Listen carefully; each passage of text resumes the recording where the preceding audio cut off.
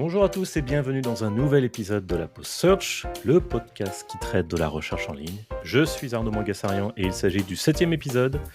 La Pause Search se charge de vous sélectionner les informations relatives aux évolutions de la recherche en ligne et de les décrypter pour vous dans un format simple à digérer et actionnable. Aujourd'hui, on va parler OpenAI, Perplexity, Google et procès aussi. Et plutôt que de vous parler de ces actualités seul, je suis accompagné non pas d'une, mais de deux personnes qui sont avec moi. Il s'agit de Samuel et Bruno. Salut Samuel, salut Bruno. Bonjour, bonjour. Ça va ? Très bien. Oui. Parfait. Tranquille. C'est parti. On démarre avec les actualités. Donc la première actualité que je voulais vous partager, c'est l'acquisition de Rockset par OpenAI. Donc Rockset, c'est une plateforme spécialisée dans tout ce qui est streaming de gros volumes de données avec gestion de bases de données. J'imagine que l'objectif de cette acquisition est d'améliorer la pertinence des résultats des prompts personnalisés, mais aussi la vitesse d'exécution et de traitement de l'information. On verra bien qu'est-ce qu'ils arrivent à faire avec cette acquisition.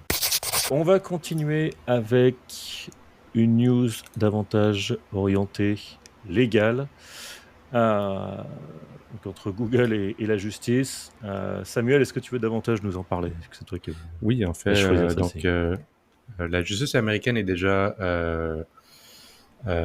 contre Google sur un procès actuellement concernant les tendances monopolistiques de l'entreprise, mais il y a un second procès qui est aussi en cours depuis 2020, dont on a reçu la nouvelle récemment que le procès central va se développer en 2025 et le président actuel et le fondateur devront être interrogés par la justice américaine.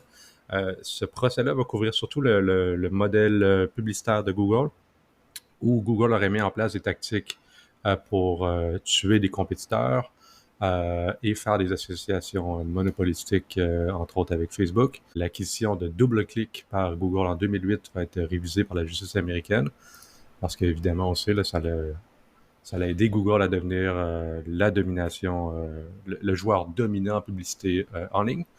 Donc, ça va être intéressant à suivre en 2025. J'ai l'impression que c'est toujours des procès contre eux, mais... C'est pas le dernier, non. Non, c'est pas le premier, c'est pas le dernier. Après, bon, j'imagine qu'ils vont vouloir mettre une limite, mais de là à ce que ça plombe Google, j'y crois quand même moyennement. Et je sens qu'ils vont encore réussir à s'en sortir d'une façon ou d'une autre. Moi, j'ai un espoir qu'ils finissent par se faire toucher parce que il y a Ticketmaster qui est bien sous enquête pour monopole aux États-Unis. Et jamais de ma vie, j'aurais cru voir ça aux États-Unis, puisque c'est vraiment le royaume du libre commerce et tout ça, quoi. Mais même eux, ils ont quand même dit, voilà, faut pas abuser, ça va trop loin, quoi. Donc je me dis, pourquoi pas ? Peut-être que les États-Unis sont un peu en train de se réveiller sur ce point-là. Voilà. Et à mon avis, les États-Unis détestant quand même le mensonge et voulant absolument taper sur des gens et montrer un responsable quand il y a des problèmes, je ne serais pas étonné que par rapport au leak qui est sorti de l'algorithme de Google, quoi, eh ben, il y ait aussi une commission qui enquête dessus en disant oui, mais d'accord, vous pouvez avoir votre propre algorithme avec vos propres règles, il n'y a pas de problème.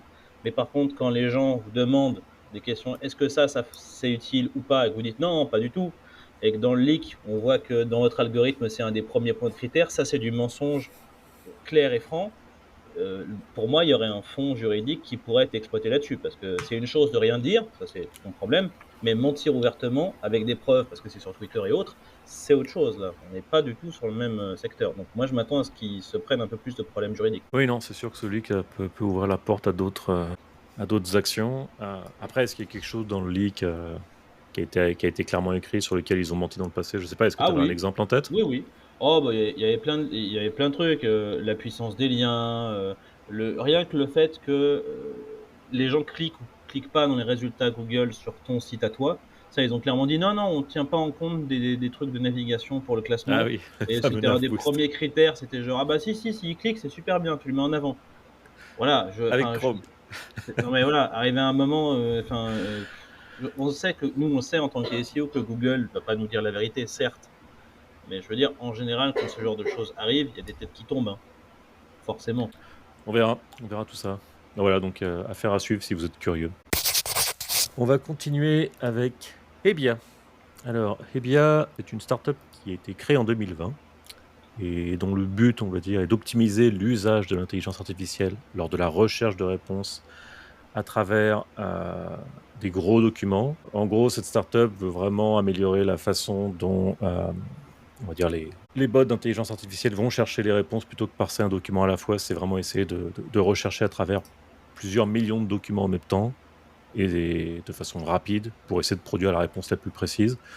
Donc c'est une startup qui vient de lever 100 millions de dollars, assez récente. Donc voilà, à voir ce que ça va donner. Je n'avais jamais entendu parler jusqu'à présent. Je ne sais pas si vous connaissiez, vous. Non, pas du Non. tout. Est-ce que Mais ça concerne des RAG ou carrément juste des LLM? CLM? Bah, eux, ce qu'ils veulent, c'est vraiment arrêter d'utiliser les LLM qui digèrent un fichier à la fois pour passer à une méthode qui permet justement de questionner plusieurs millions de documents Ok. simultanément. Donc, combiner différentes portions ou différentes parties. Intéressant. Après, moi, C'est ce que ça. je remarque, c'est que c'est un peu la même chose que Rockset. Hein.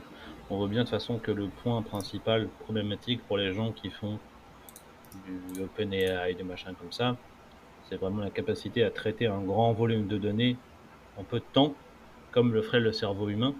Et qu'on voit bien qu'actuellement, maintenant, il y a les capacités de produire, maintenant, c'est les capacités d'analyse avant la production qui deviennent problématiques. Le goulot d'étranglement, il est clairement à ce niveau-là.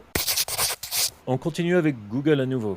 Alors, Google a récemment fait machine arrière dans l'interface de son moteur de recherche, vu qu'après plus de 3 ans, Google a remis en fait une pagination en bas de ses résultats, donc sur la version desktop, et un bouton More pour la partie mobile. Donc eux, ce qu'ils disent officiellement, ce qu'on veut faire, c'est, bah voilà, on a fait ça pour justement servir les résultats plus rapidement. Ce qui est assez intéressant parce qu'en fait, quand on regarde l'annonce de la suppression justement de cette pagination il y a 3 ans, c'est ah ben on veut vraiment faire ça pour améliorer l'expérience utilisateur et éviter qu'il y ait plein de clics à faire. Donc je trouve ça assez intéressant qu'ils reviennent en arrière. Personnellement, moi, ça me choque pas plus que ça. Après, je sais pas dans l'usage qu'est-ce qu'ils ont tiré de ces conclusions. Évidemment, en termes d'analyse de performance, ça va simplifier, on va dire, certaines choses, mais je suis curieux de savoir si vous avez un avis sur la question.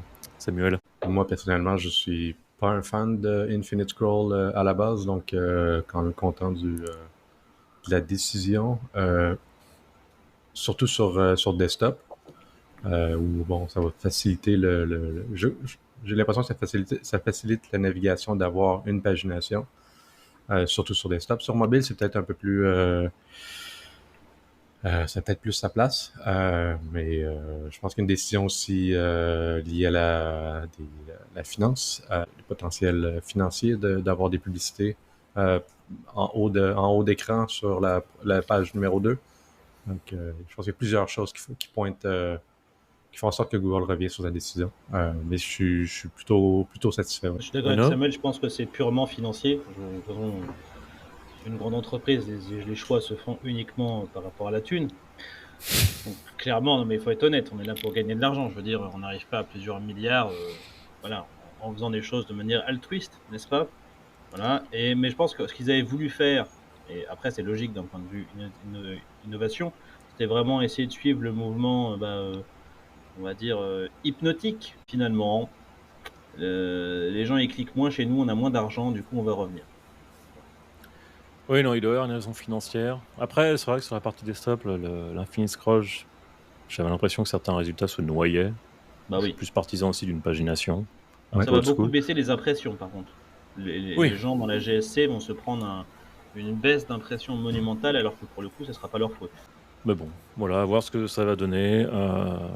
Oui, la raison financière. Bon, après, si ça permet de charger leurs résultats plus vite, notamment s'il y a AI Overview, pourquoi pas. Sur mobile, ça me choque pas trop qu'il n'y ait pas ça, parce que sur mobile, t'as pas spécialement envie de t'amuser à cliquer sur une petite pagination. Et sur desktop, ouais, ça a du sens, on va dire. Pas une révolution, mais c'est intéressant de voir qu'ils font marche arrière. Et ce qui est vraiment intéressant, en fait, c'est de lire les raisons officielles. Et quand tu retournes, en fait, sur les nouvelles où ils ont annoncé « Ah non, on va faire l'infinite scroll », et voilà les raisons officielles, tu vois, qui se contredisent bien. On va continuer avec Perplexity. Un article de Wired.com qui s'appelle « Perplexity est une machine à bullshit », qui est un peu provocateur. Donc, Perplexity... Ils évoluent vite, ils sortent de nouvelles fonctionnalités, mais le truc c'est que de plus en plus ils commencent à se mettre des personnes à dos Donc apparemment, il semblerait que Perplexity emploie des pratiques douteuses pour répondre aux requêtes utilisateurs, et ce à plusieurs niveaux. Donc la première chose que cet article remonte, c'est que Perplexity scrape les sites qui n'autorisent pas le scrap. C'est-à-dire que Perplexity ignore les standards du fichier robot.txt, et ça soulève des questions légales, parce qu'en fait, officiellement, toutes ces IA ont un bot officiel, et donc il y a un Perplexity bot qui existe, et les créateurs de contenu ou les propriétaires de sites peuvent tout simplement se dire voilà, moi je veux pas que Perplexity, que ces IA viennent crawler mon site, et donc tu as juste à rajouter une règle. Et il semblerait que Perplexity se fiche totalement de cette règle. Donc ça, c'est le premier problème. Le deuxième problème, c'est qu'il y a une génération de contenu erroné. Donc malgré la citation des sources et on va dire le copier-coller de certains contenus lorsque Perplexity te génère, on va dire, une réponse, il semblerait que le bot hallucine, on va dire, d'un point de vue création de contenu en te générant des textes complètement faux. Donc ça, c'est pas super, parce que tu cites une source et tu écris des choses fausses, donc c'est mauvais pour Perplexity, mais c'est à la fois mauvais pour la source. Le troisième point que j'avais noté, c'était le manque d'informations sur la source. Donc apparemment, il y a beaucoup de cas où Perplexity te fait un résumé de plusieurs contenus sans citer la source. Voilà, donc ça, c'est moyen. Et le dernier point, c'est que les créateurs de contenu commencent vraiment à être en colère par rapport à Perplexity. Et le premier qui a dégainé, c'était Forbes. Enfin, c'est Forbes d'ailleurs, parce que c'est toujours en cours. Qui est quand même un journal assez important. Et en fait, ce qui se passe, c'est que Perplexity essaye, pour, on va dire, calmer un peu les colères de certains, d'explorer les pistes justement pour tout ce qui est partage de revenus entre fournisseurs de contenu et le moteur, mais c'est loin d'être encore clair. Donc ça fait quand même beaucoup de problématiques qui s'accumulent. Je suis curieux d'entendre votre avis par rapport à tout ça. Moi, personnellement, je trouve ça très ironique que ce soit Forbes qui se positionne avec des pages SEO sur les meilleurs avocats de New York, les meilleurs avocats de Boston, des choses qui n'ont rien à voir avec leur contenu, qui gueulent en disant « Oh, me vole mon contenu !» Enfin, toi, tu es en train de piétiner les plates-bandes des autres. Du coup, je trouve ça un peu, même très ironique, quand même assez énervant. Et après, concernant le fait qu'il ne cite pas ses sources, j'ai envie de dire que est-ce que c'est pas ce que font les humains sur Facebook ou Twitter, voler le contenu des autres et pas dire qui est le créateur? Pour le coup, c'est vraiment l'évolution la plus humaine que je puisse constater sur un outil. Du coup, ma surprise n'est pas très grande. Enfin, tout le monde ne fait pas ça non plus. Il ne faut pas non plus diaboliser l'espèce humaine comme ça. Il y en a quand même Il y a beaucoup. quand même plein de gens qui citent les sources, qui créent leur contenu, qui disent je me suis basé là-dessus. Enfin, j'en vois quand même beaucoup. Après, oui, bien sûr, tu as les deux, mais j'aurais peut-être pas tendance à généraliser comme ça. Je crois que Perplexity, pour moi, tombe un peu dans la catégorie des acteurs qui ont peut-être rien à perdre, qui font définitivement pas partie des grands joueurs qui sont reconnus et connus, en fait, ils n'étaient pas présents l'été dernier lorsque Joe Biden a invité à la Maison-Blanche les grands acteurs du domaine de l'intelligence artificielle. Je pense que ça raconte un peu l'histoire de cette entreprise-là là, qui essaie un peu par la bande de générer de l'activité par toutes les manières possibles. Et bon, ils vont prendre des tactiques plus douteuses et peut-être pouvoir se permettre en fait des tactiques plus douteuses. Je suis quand même étonné je serais étonné de savoir si ces pages-là ont été, cette fonctionnalité-là d'avoir des pages publiques a été fait un peu par la bande ou vraiment ça a été un choix conscient de growth qui a été fait à l'interne par l'entreprise. Je suis pas sûr qu'on va pouvoir le savoir, mais j'aimerais bien. Pour en revenir juste sur le premier point que je mentionnais, le scraper les sites qui n'autorisent pas le scrap, ça me fait penser à ce que disait le responsable de l'intelligence artificielle chez Microsoft il y a quelques jours. Je ne sais pas si vous avez lu ça, où il disait tant que c'est sur le web public, on peut le prendre. Il a dit ça publiquement comme ça.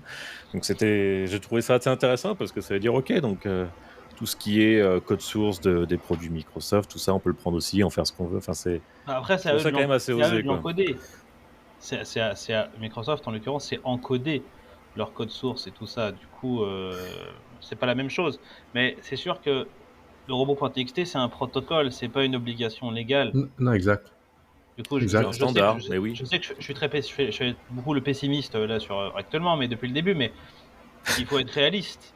Il n'y a pas d'obligation à respecter ce standard. Dès lors, voilà, moi je sais que les personnes, dès le départ, quand c'est arrivé avec déjà OpenAI, ChatGPT, tout ça, quoi, ils ont dit mais ça suffit pas, il faut les bloquer par HT Access. Tu bloques par HT Access les bots, et là, tu leur renvoies ce que tu veux, ou rien, ou un autre site, enfin vraiment des trucs nuls, quoi. Et là, tu as un blocage efficace. Encore que il faudrait que les bots soient bien nommés. On remarque bien, si c'est un bot anonyme sur une IP, il y aura pas de, ça fonctionnera pas. Mais sinon, voilà, bloqué avec le hashtag access. Soyez efficaces et brutaux. Après, l'article mentionnait quand même il y avait ils avaient essayé d'employer, enfin Forbes avait essayé d'employer justement des différentes tactiques, donc les plages d'IP, je crois qu'il y avait le hashtag access qui était mentionné, et ils se retrouvaient quand même avec leur contenu scrappé. Donc. Le truc, c'est effectivement, c'est un standard, et je suis d'accord avec vous, hein, rien ne force les entreprises à respecter ce standard. Par contre, quand légalement parlant, tu dis justement à une société, je n'autorise pas que tu viennes prendre mon contenu et le réutiliser, et que c'est signé des deux côtés, et que malgré tout le contenu se fait choper, ça va soulever des questions légales, quoi.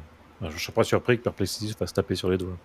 Après, oui, le standard robot TXT, il y a plein de crawlers qui le respectent pas, hein. C'est dommage, mais c'est comme ça. Ouais, il n'y a pas de cadre légal.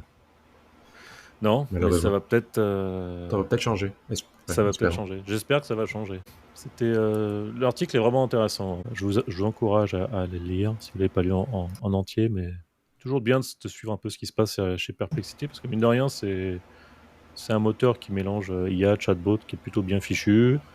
Il y a pas mal de choses qui changent chez eux chaque trimestre, là, avec leur nouvelle feature Pages, qui est vraiment pas mal. Tu peux t'amuser.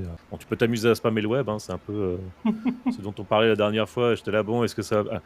je me souviens la dernière fois, j'avais évoqué le pour et le contre de cette feature. C'est un côté pour les gens qui sont spécialisés dans tout ce qui est analyse, mais qui sont pas familiers avec l'outil web. Tu as un truc qui permet de te créer une page web super facilement. Et de l'autre côté, tu as les personnes qui vont, qui vont spammer et créer du contenu et essayer de se positionner dessus, comme Bruno le disait plus tôt. Il y a ces pages-là, il y a plein de pages Perplexity qui rankent en fait sur Google pour X ou Y topic, quoi. Et ça tiendra le temps que ça tiendra, mais en attendant, les gens se font de l'argent dessus. C'est ça, l'argent. Toujours l'argent. Toujours.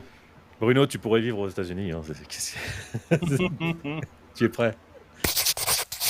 On va du coup terminer avec une étude encore de chez Google, enfin une étude encore dédiée à Google, pardon, de chez SparkToro. Samuel, est-ce que tu veux nous en parler? Oui, c'est une étude qui est sortie cette semaine sur le site de SparkToro avec des données de Datos sur les clics. Donc, on fait un panel d'utilisateurs américains et européens et voir la comparaison des clics sur les résultats de Google. Où vont les clics, en fait, lorsque les gens font des recherches sur Google, autant aux États-Unis qu'en Europe, et voir le taux de clics qui vont vers le web ouvert, l'Internet ouvert, donc des sites publics. Est-ce que les sites publics reçoivent autant de clics qu'il y a quelques années ou non? C'était la grande question que l'étude se posait. La tendance semble se maintenir dans les données avec une baisse quand même des clics généralisée autant en Europe qu'aux États-Unis, où environ 60% des recherches qui sont effectuées mèneront vers aucun clic. Donc, les gens vont soit trouver les résultats, l'information qu'ils recherchaient dans la recherche, ou vont refaire une deuxième recherche, une seconde recherche. Les deux autres points, l'autre point intéressant, lorsque les gens font une recherche, 1% des clics vont vers des résultats payants de Google. Donc, évidemment, ça, c'est à travers toutes les recherches qui sont faites, les 8 milliards et quelques de recherches qui sont faites par jour. Et le dernier point que je voulais mentionner, 24 ou 28%, tout dépendant si on est aux États-Unis ou en Europe, des clics, lorsque les gens vont faire une recherche, vont aller vers d'autres propriétés de Google. Ça, c'est quand même intéressant en mettant en parallèle les différentes actions, les différents procès que Google se prend. Les clics vont vers des propriétés comme Google Flights, YouTube évidemment, Donc, autant de clics qui vont vers des propriétés de Google, on peut se questionner sur l'importance que ces propriétés-là puissent tirer de la recherche. Évidemment, pour vous, si vous avez des vidéos sur YouTube, ben, c'est peut-être l'occasion de regarder l'intégration de vos vidéos avec Google. Globalement, je pense que le point le plus intéressant pour moi, en fait, à long terme, c'est que la fameuse le niveau de recherche, le nombre de recherches a augmenté en 2024, contrairement à ce que certains pronostics pouvaient laisser croire. Donc non, Google va très bien, mais on est en lieu de se poser la question sur les clics vers le web ouvert. Moi, il y a peut-être trois choses à dire là-dessus. Du coup, on voit peut-être un quart donc des clics qui vont vers des propriétés de Google. Je suis pas spécialement surpris, hein. Google va faire la promotion de Google. Et puis ils ont les maps, ils ont YouTube, ils ont les images, ils ont pas mal de My Business, etc. Le 1% des clics, c'est vrai que quand on écoute, ça peut paraître peu, mais c'est 1% de milliards de requêtes quand même, donc ça fait quand même de l'argent. Après, ce qui aurait été bien, c'est de savoir sur ces 60% de recherches qui se terminent sans aucun clic, au niveau de l'échantillon de mots-clés qui a été choisi, est-ce que c'est surtout des choses informationnelles, transactionnelles, est-ce que c'est plus e-commerce, est-ce que c'est un combo, est-ce qu'il y a plus d'informations à ce sujet dans l'étude ou... Ça aurait été bien d'avoir une segmentation en fait. Ouais, en fait, ils segmentent par mobile ou desktop et Europe et US. C'est pas un nombre de recherches. L'étude n'est pas basée sur un nombre de recherches, mais sur un nombre d'utilisateurs. Donc, c'est carrément l'observation du comportement des utilisateurs sur Google avec un panel d'utilisateurs. Bruno, tu veux ajouter quelque chose? Moi, je suis pas tellement étonné de tout ça. C'est quelque chose que, même si on n'est pas supposé parler de SEO, que les SEO ont senti venir depuis longtemps, quoi. Et du coup, il y en a de plus en plus qui ont shifté d'un positionnement, on va dire, plutôt facile sur des requêtes informatives du genre quelle est la taille de Sylvester Stallone? Voilà, à la bonne époque, on se positionnait là-dessus, cliquait, tu avais la page, publicité, argent, tout ça, blabla.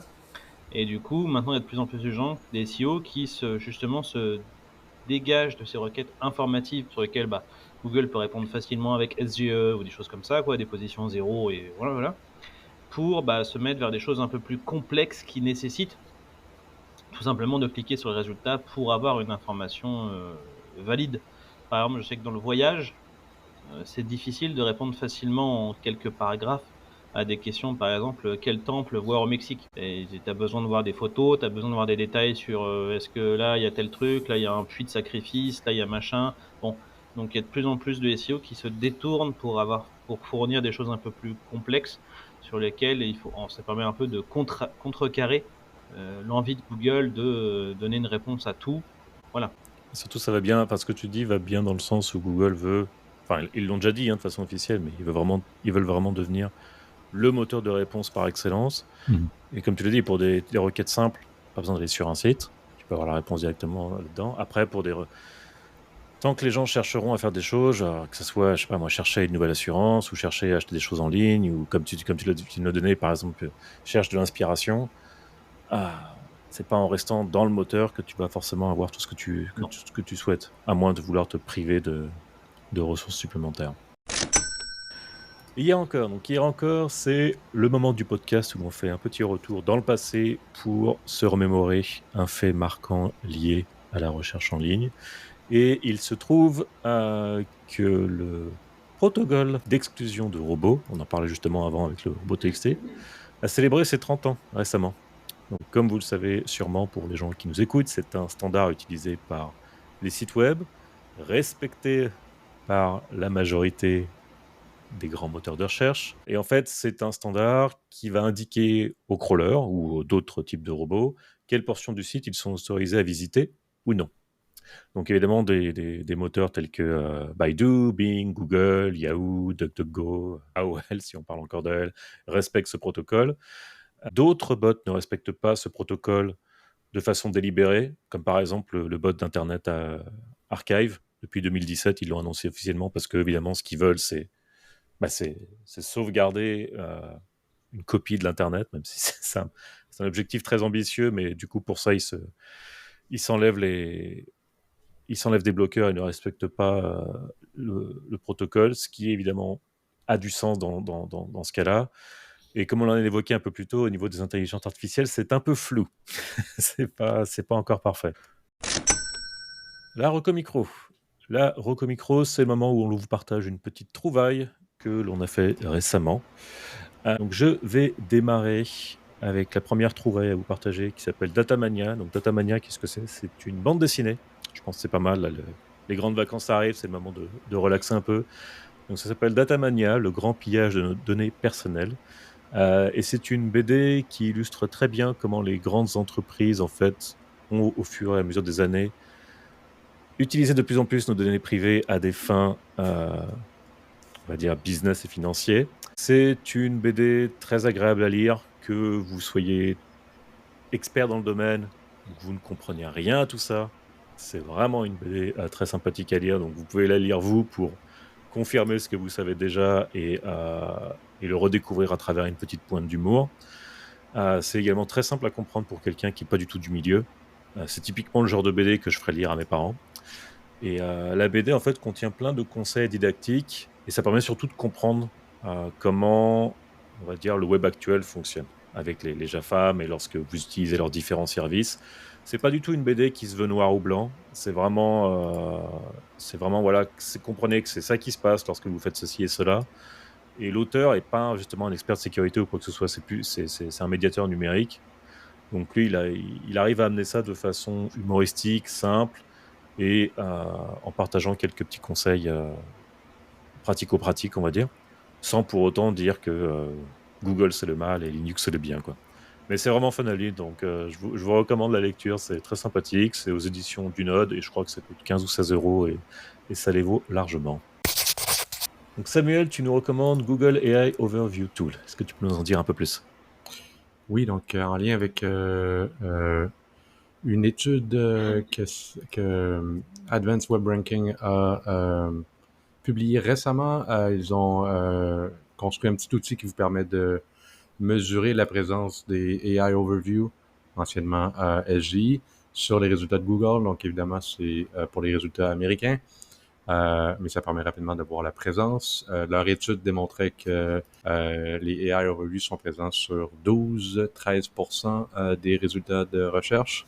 Donc, à voir pour votre industrie et vos clients. D'accord. Ouais, donc une étude qui a l'air plutôt pratique. Il y a plein de visuels jolis. Donc ça a l'air d'être assez agréable à lire. J'irai regarder ça. Merci Samuel. Et on termine avec la recommandation de Bruno qui s'appelle Command Goblin. Est-ce que tu peux nous en parler, s'il te plaît ? Absolument. C'est un outil sur lequel je suis tombé en ligne au cours de mes multiples voyages quand je m'ennuie.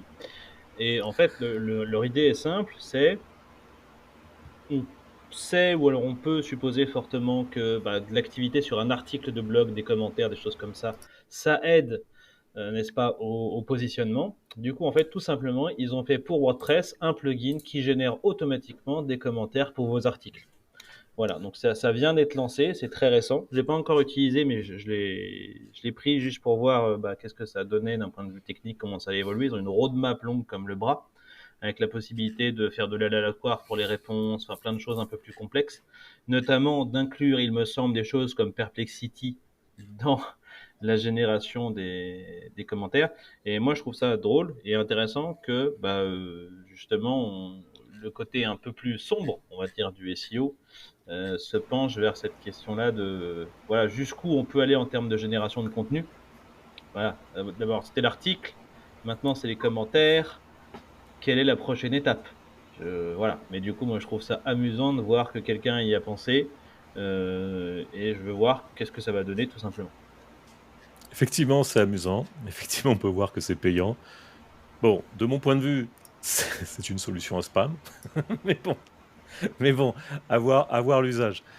Je me méfie un peu de l'usage de ce genre de choses, mais effectivement, c'est rigolo de voir qu'il y a vraiment une boîte qui a fait ça de A à Z avec différentes options.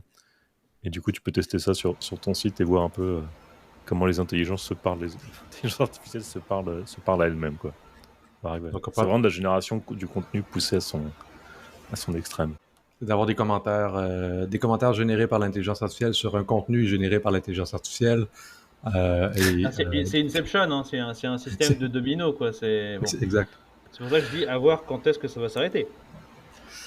C'est exactement. C'est sans fin. Bruno, j'espère que tu nous feras une belle démo de tout ça. Tu auras un super exemple pour réussir à faire exploser l'intelligence artificielle, qu'on aura marre de se répondre à elle-même, et puis peut-être tu arriveras à la saouler. On verra. Ok, merci messieurs pour ces recommandations. Ça va être l'heure de passer à la fin de l'émission. Et voilà, c'est la fin de ce 7e épisode. J'espère qu'il vous a plu. Un gros merci à nos deux invités, Samuel et Bruno. C'était super sympa de vous avoir avec nous aujourd'hui. Si l'épisode vous a plu, partagez-le autour de vous. C'est la meilleure façon de nous aider.